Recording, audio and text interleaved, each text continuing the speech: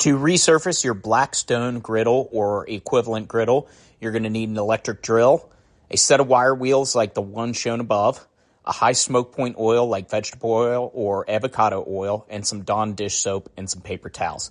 I'll link everything in the description below. First, set your oven temperature to 450 degrees.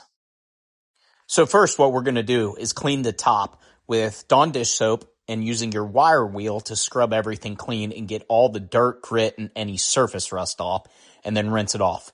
You might have to do this a couple times to completely strip it of all the debris.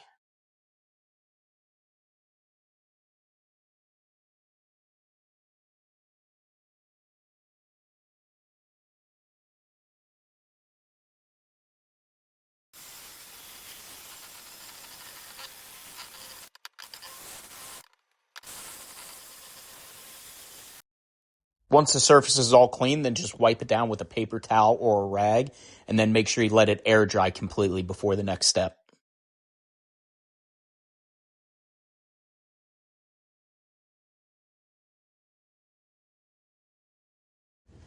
Now that we've got the top cleaned, it's time to apply the high smoke point oil and wipe it down in a nice thin layer with a paper towel or a rag.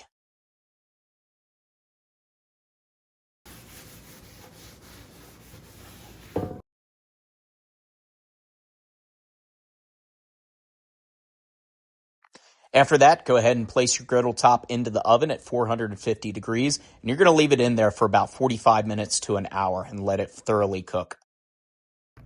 Then you're just going to repeat this process about 3 to 5 times. You're going to apply the oil, wipe it on in a thin layer, and then let it bake completely until all the oil has burned off. That's it. Once this is finished, your Blackstone griddle is ready to use again.